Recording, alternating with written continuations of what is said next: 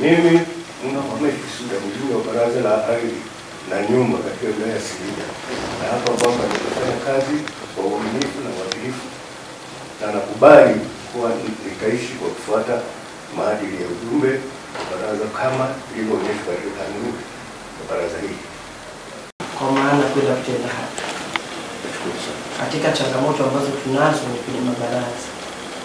Mara nyingi mabaraza ndio yanagusa maisha ya watu wa kawaida kabisa wa chini, hata wakati mwingine uelewa wa kisheria si.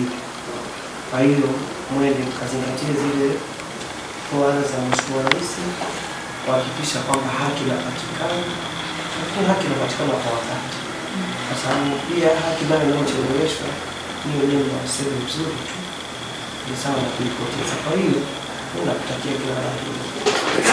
Tutapenda kusikia miruzi yote na mimi wazazi kwa wingi mimi mzazi. Nenda kaangalia watoto wako, nenda kasimamie na kuhakikisha kwamba hakuna hila yoyote katika utoaji wa haki. Kila la heri.